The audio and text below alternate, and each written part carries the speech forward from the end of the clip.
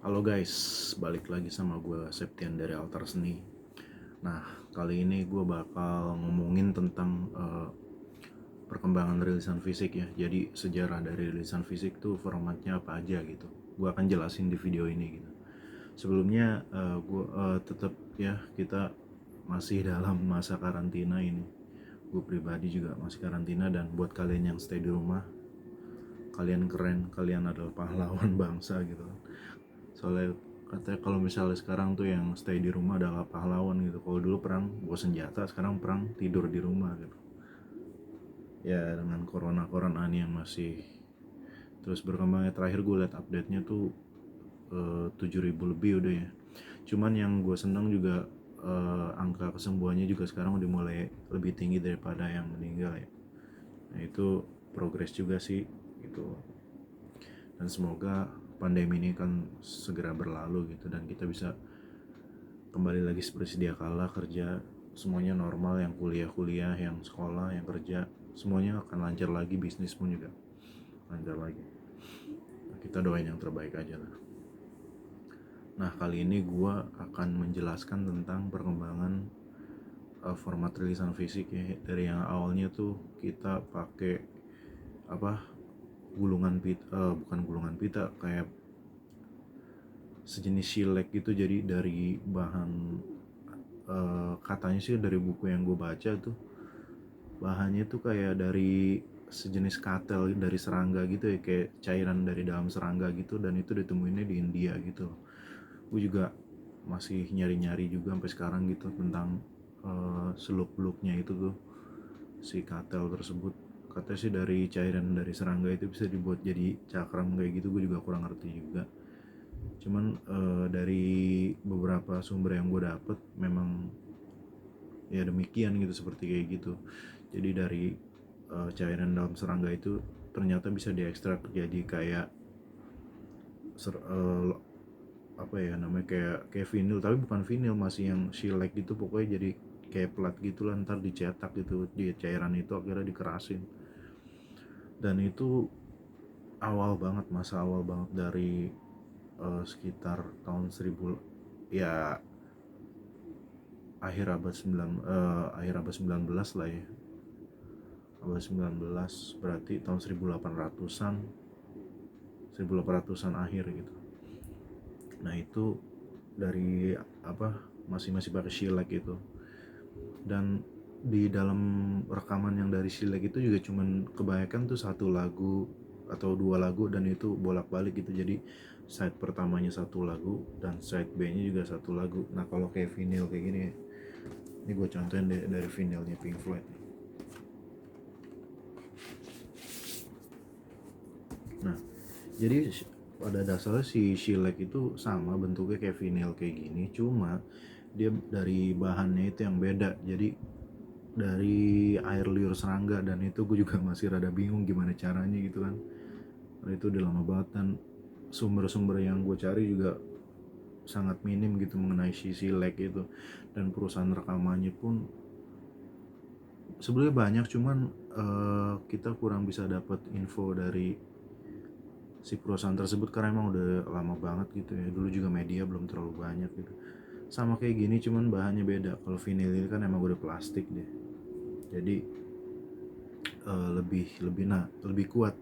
Kalau si shellac itu jatuh ya pecah gitu, gampang buat pecah. Makanya gue kalau misalnya main ke jalan Surabaya gitu, nanya sama orang yang dagangnya, misalnya dia punya gramofon nih, dia tuh agak riskan juga buat ngeluarinnya gitu, karena takut jatuh atau kalau misalnya kesenggol tuh bisa pecah gitu, lebih riskan lah gitu.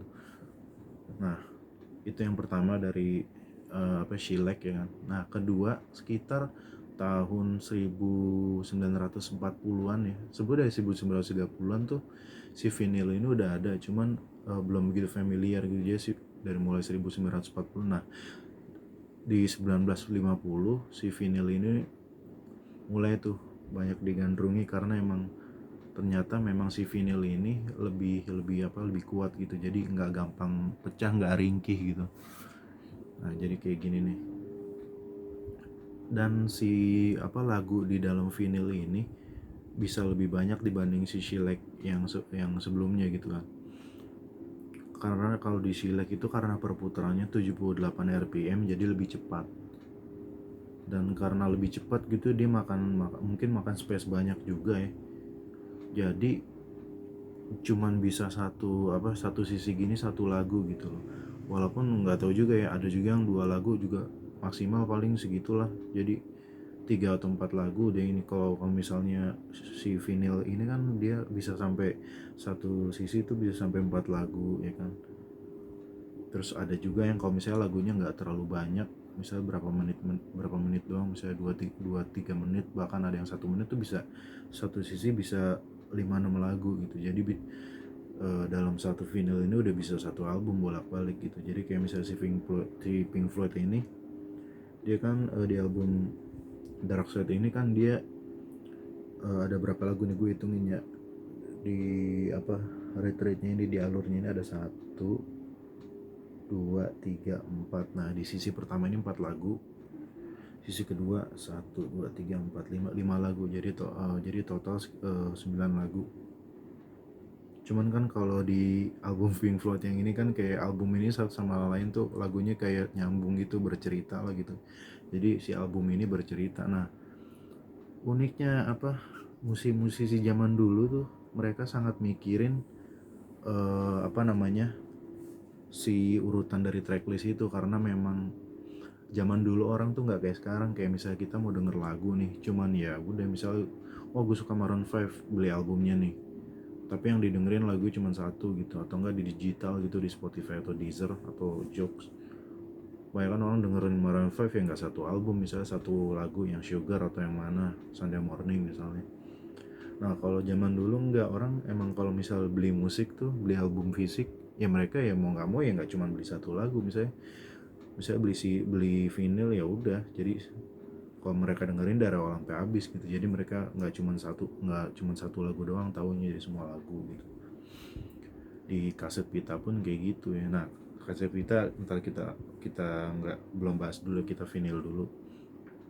Nah pokoknya kayak misalnya kaset pita juga kayak gitu. Kalau misalnya beli albumnya ya udah dengerin semuanya gitu. Kok ya misalnya lagu favoritnya ada di tengah gitu, misalnya kita ya udah, kalau misalnya nggak mau nunggu ya kita bisa di tip atau di Walkman gitu, bisa kita scroll forward atau majuin atau mundurin kayak gitu. Kalau kayak misalnya di tengah tuh di forward dulu sampai kita ngira-ngira dulu nih berhentinya di mana gitu, ntar cobain oh ini udah sampai lagu ini. Itu sih sebenarnya dari keribetannya itu justru jadi momen yang nggak bisa dilupain gitu, kayak jadi uniqueness-nya tersendiri gitu. Nggak kayak sekarang apa-apa serba mudah. Mau dengerin lagu band A nih, wah gue mau track line ke-6 tinggal klik. Nah kalau kaset vinyl nggak bisa, ya lo mesti ambil tone armnya, lo geser ke lagu yang lo mau. Apalagi kalau kaset lebih ribet, lo forward gitu misalnya, wah mana ini dikira-kira sampai lagu ini tak didengerin dulu, oh belum gini. Terus itulah keribetan itu justru jadi hal yang nggak bisa tergantikan gitu. Makanya buat orang-orang suka rilisan fisik tuh, itu nggak akan bisa tergantikan dengan apapun sih, digital. Karena ya kalau misal kita punya rilisan fisik ya udah jelas kita collectible gitu. Jadi kalau misalnya di digital tuh kita misalnya udah bayar nih 1 bulan gitu kan, cuman buat dengerin lagu, ya udah dengerin aja gitu. Kalau kayak gini kan ada artworknya, bisa kita pegang, kita bisa lihat wah kerennya gini. Terus ada tulisan lirik-lirik lagunya, dan yang paling penting tuh detail gitu. Kayak misalnya siapa aja yang terlibat di dalam album ini tuh, kayak produsernya, engineer-nya, terus siapa aja yang bantuin. Kayak misalnya di kaset Richard Marx yang gue beli itu, ternyata gue baru tahu di lagu track yang kedua atau ketiga gitu ya. Nah itu gitarisnya tuh ada yang mainin tuh si Steve Lukather dari Toto, ternyata ikut juga bantuin di album itu. Nah jadi kita bisa dapat informasi yang lain gitu, informasi yang banyak gitu dari artwork yang ada di rilisan fisik. Nggak kayak sekarang nggak bisa digital gitu. Ya udah misalnya dengerin aja, nggak ada informasi kayak gini-gini, kayak apa tuh misalnya si artisnya bikin kayak thanks to siapa gitu kan, misalnya cerita-cerita gitu, kayak apa sih namanya gue juga jadi lupa. kayak di kata-kata terima kasih kepada ini gitu ya. Ya itu sih yang serunya sih. Nah balik lagi ke vinyl ya, vinyl kan setelah shellac ya, dia shellac, vinyl tuh dari sekitar 1950-an sampai puncaknya sih di 60-an, yaitu eranya Beatles lah. Itu vinyl berjaya banget gitu, makanya banyak Beatles rilis vinyl banyak banget, albumnya banyak. Nah baru sampai pada kaset pita. Nah karena si vinyl ini termasuk harganya mahal gitu, jadi nggak semua kalangan bisa beli gitu. Akhirnya adalah rilisan yang namanya kaset. Dia bentuknya kayak gini, kecil. Dan kalian ya anak 90-an pasti masih ngalamin ya kaset kayak gini. Jadi ini bisa, yang tadi gue ceritain, kalau misalnya mau dengerin lagu ya harus nurut sih kalau mau nyaman gitu. Cuman kalau misalnya lo cuma suka satu lagu, ya lo mesti masukin ke dalam tip lo atau Walkman lo, jadi mesti dimundurin gitu, dikira-kira wah udah sampai mana nih lagunya gitu. Nah ini ada side A dan side B juga, jadi bolak-balik tergantung posisi dari tipnya itu. Ada yang terbalik kayak gini, ada yang begini sih, ntar tinggal dibalik gini-gini aja. Nah kadang kalau misalnya nggak mau dipakai cara pencet tombol gitu di tab, jadi lo tinggal masukin ini aja, pensil lo puter kayak gini, misalnya gimana ya, aduh pensil nggak ada, diputer, nanti lo lihat pitanya sampai kosong, bisa set A nya kosong nih, oh berarti ini udah mentok dan lo bisa play gitu kan, kalau mau dengerinnya dari awal gitu. Ya jadi dia kayak sejenis gulungan pita magnetik, prinsipnya sama kayak gulungan pita yang kayak di film-film gitu sih, cuman film jadul ya, enggak yang sekarang kan udah digital semua. Masih kalau film jadul tuh gulungan pita juga, pita magnetik. Nah ini lebih modern sih. Dan band-band indie juga sekarang masih banyak yang ngejaga tradisi kaset, rilisan fisik kayak kaset pita gini, masih banyak. Dan kalau di kaset pita ini lebih banyak gitu ya lagu-lagunya, jadi lebih muat banyak lah. Vinyl pun sebenarnya muat banyak, cuman kayak misalnya lo bikin misalnya satu band atau artis nih, solois, dia mau bikin the great hits misalnya, itu kan namanya great hits kan pasti banyak tuh ya, lagu dikumpulin dari semua album gitu, yang paling nyayur lah gitu. Bisa, cuman biasanya kalau vinyl tuh biasanya dalam satu vinyl gini lo bisa dapet 3-4 vinyl sih kalau misalnya lagunya banyak gitu, karena kan kapasitasnya juga kan terbatas kalau di plat kayak gini kan. Cuman ya itu, orang kalau nyari vinyl tuh pasti nyari sound, suaranya lebih detail, namanya analog.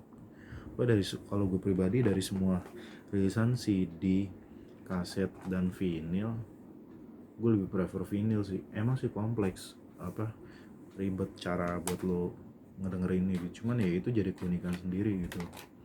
Dan kalau emang lo mau dapet sound yang bagus ya lo harus berjuang gitu kan.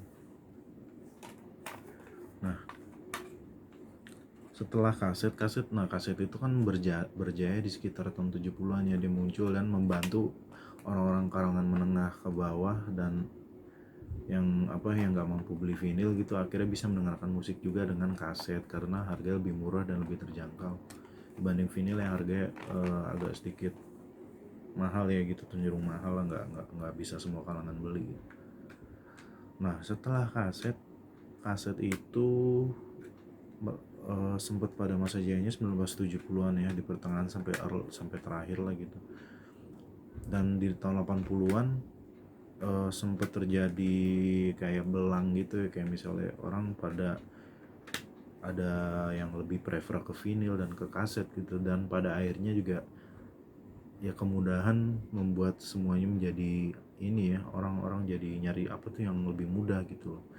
Ya udah akhirnya mereka pada milihnya banyakkan kaset, dan kaset itu berkembang sampai tahun 90-an gitu kan, 90-an awal sampai di 2000-an ya, tahun 2000-an awal gitu. Sebetulnya si CD ini juga dari tahun 90-an awal, juga dari tahun 80-an juga udah ada, cuman kalau buat dibuat rilisan fisik ini masih sangat jarang banget ya. Nah CD-nya ini baru sekitar tahun 2000-an awal tuh udah mulai banyak artis yang rilis pakai CD kayak gini. Cuman gue pribadi di 2000-an awal tuh era masih zaman ya SD SMP, masih tuh di toko kaset masih nyarinya kaset gitu. Kayak waktu itu gue beli kaset kayak Peter Pan, Netral gitu-gitu, band Indonesia Dewa gitu, masih rilisnya kaset pita kayak gini gitu di 2000-an, pokoknya mentok sampai 2007 ya, 2006 2007 tuh, karena Vidi Aldiano tuh album pertama juga masih ada yang versi kasetnya gitu, gue pernah beli gitu, Vidi Aldiano. Jadi kaset ini cukup lama juga ya ininya ya, bertahannya gitu. Nah baru deh tuh setelah ada yang namanya uh, internet yang udah mulai mudah gitu kan. Dulu kan kayak handphone Nokia tuh kita bisa download lagu dari berbagai website gitu kan, lagu ilegal gitu kan. Gue nggak prefer juga itu, walaupun gue juga dulu melakukan kayak di forshare.com, kayak gudanglagu.com tuh kan banyak lagu-lagu bisa di download tuh. Nah handphone pun udah mulai menunjang kan, dulu internet juga udah mulai dipermudah, dan akhirnya udah itulah dari titik dari rilisan fisik tuh udah mulai hancur-hancurnya sih di scene ini ya, mainstream ya, di kayak di pop, di band apa ya, pokoknya scene mainstream lah. Kalau misalnya di scene indie tuh rilisan fisik masih sangat bertahan karena emang mereka jaga yang namanya tuh apa ya, pride dalam sesuatu, pride dari seorang musisi gitu. Jadi lo belum bisa dibilang fans kalau belum punya apapun dari apa musisi lo ini lo, dari apa yang musisi lo keluarin, kayak misalnya merchandise, terus kaset gitu, CD, PH, piringan hitam juga vinyl. Karena apa, kalau misalnya lo dari digital tuh kayak gimana ya, ya lo gue suka band ini lo, misalnya Franz Ferdinand gitu, mana gue mau lihat albumnya gitu nih di handphone gue gitu. Jadi cuma ada di handphone gitu, jadi nggak ada sense of belongingnya, nggak ada kedekatan dengan si musisinya itu. Dengan tulisan fisik kan kita menjadi lebih dekat gitu, wah gue punya albumnya gini kan, ada yang bisa dipegang gitu. Kalau cuma di HP doang kayak kurang banget sih kalau menurut gue gitu, karena gue naluri kebendaan gue juga tinggi gitu. Jadi kalau misalnya denger wah nonton gig, wah ini bandnya siapa ini keren nih, mana gue pengen beli gitu kan, kasetnya apa CD-nya apa PH-nya gitu. Jadi ada yang bisa kita pegang lah. Dan kalau misalnya di rilisan fisik gini, kalau misalnya kita nonton gitu bisa kita bawa album, nonton konsernya bisa kita bawa albumnya, terus bisa kita kasih ke musisinya dan di tanda tangan gitu kan. Kayak ada beberapa vinyl gue yang di tanda tangan sama artisnya. Itu sih serunya di situ. Jadi ya saran gue buat kalian yang mau suka musik gitu ya, ya itu balik lagi ke kalian ya. Kalau gue pribadi sangat menyarankan rilisan fisik karena ini apa ya, bisa jadi investasi juga sih kalau bisa lo merawatnya dengan baik, benar gitu. Lo sering lo telaten ngerawatnya, dia pasti akan awet dan lo bisa jual lagi. Dan banyak juga piringan hitam, CD, kaset yang emang tergolong rare dan harganya tuh udah kayak gelap gitu. Misalnya ada orang nawar, gue mau beli album lo yang ini, harganya berapa, lo bisa asal jemput kayak misalnya 1 juta, 2 juta, 3 juta, bahkan ada yang jual sampai 10 juta, 17 juta gitu kan album. Kayak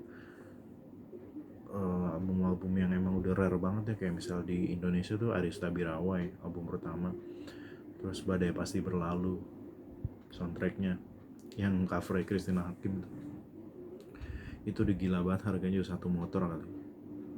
Nah itu sih apa ya, jadi lo ada kebanggaan juga sih gitu. Jadi buat investasi juga sih sebetulnya, karena ini juga bukan barang yang basi gitu, nggak basi gitu.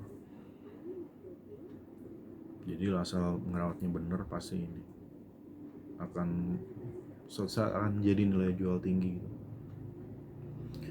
Nah itu ya, dari apa yang gue urutin tadi tuh, dari perkembangan rilisan fisik tuh awalnya format rekaman pertama itu di Shellac, jadi di piringan gramophone gitulah. Nah alat muternya pun beda.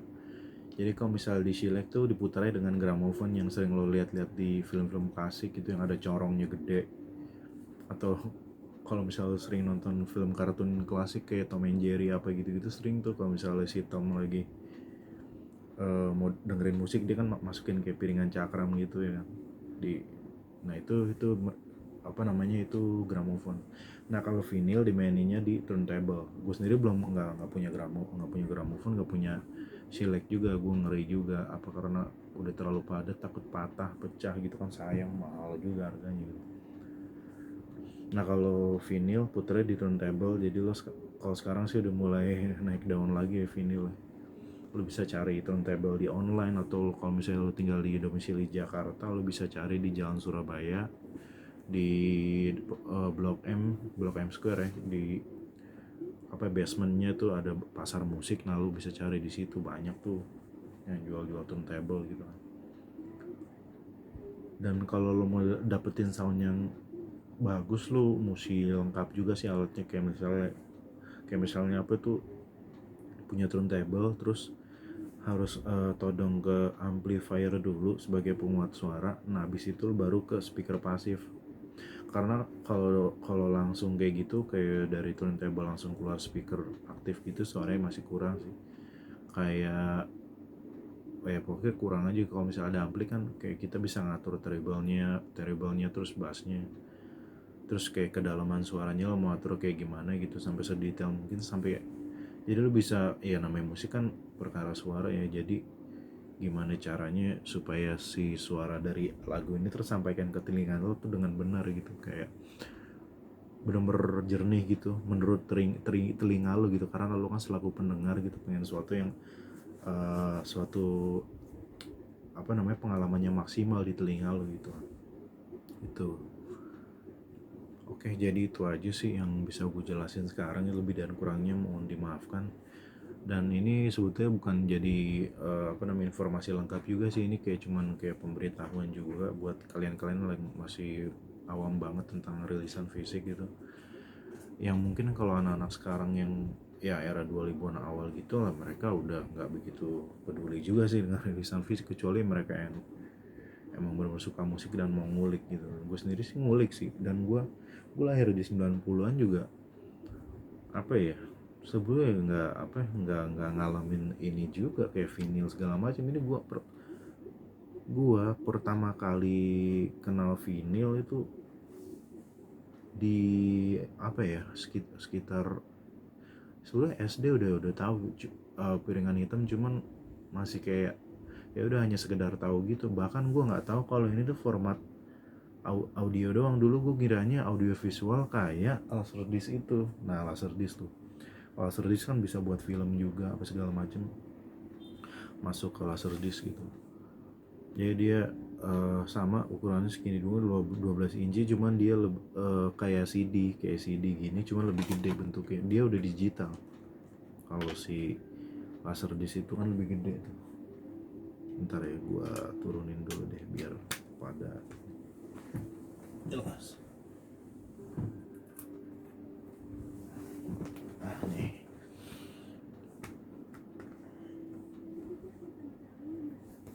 bentar ya. Ini Laserdisc dari konser JNR waktu di Jerman apa di mana gitu, warisan dari kakak gue. Tuh lihat bedanya. Ini gede, ini kecil. Nah kalau Laserdisc ini dia jelas lebih eranya lebih awal banget daripada CD ya, sekitar tahun 80-an lah gitu ya. Cuman mereka nggak bertahan lama sih, karena udah ya itu lagi, balik lagi, namanya publik tuh minta suatu kemudahan gitu. Mereka ya ribet juga kemana-mana bawa ini gitu kan, terlalu besar gitu. Nah kalau misalnya kalian mau cari-cari rilisan fisik, kalian bisa cari di di Instagram aja, itu ada toko gue namanya @altarsenishop. Nah itu banyak rilisan fisik tuh. Mungkin aja ada kalian yang suka, ada barang yang kalian suka dari band-band yang kalian suka, bisa di order aja @altarsenishop di Instagram. Oke gitu aja informasi dari gue, lebih dan kurangnya ya mohon dimaafkan aja. Semoga kalian gak cuman terpaku sama video ini, karena ini cuman pengenalan aja gitu. Kalian bisa ngulik sendiri sih kalau emang kalian suka musik pasti kalian akan nyari ya, dan kalian bisa nemuin kenikmatannya sih kalau misalnya kalian emang passionnya di musik gitu. Dan jangan lupa like and subscribe, dan juga follow Instagram gue di @altarsenishop, itu Instagram rilisan fisik gue, kalian bisa cek di situ. Sama @septian tapi nggak pakai i, pakai y aja, Septian pakai y, itunya apa nih, nggak pakai i. Oke, itu aja ya.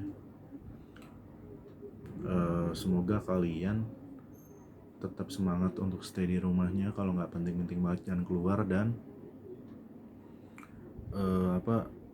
semoga corona ini cepat berlalu juga gitu loh. Dan kalian juga bisa kembali kerja lagi seperti dia kala gitu. Pokoknya berdoa aja supaya semuanya cepat membaik. Oke, bye bye.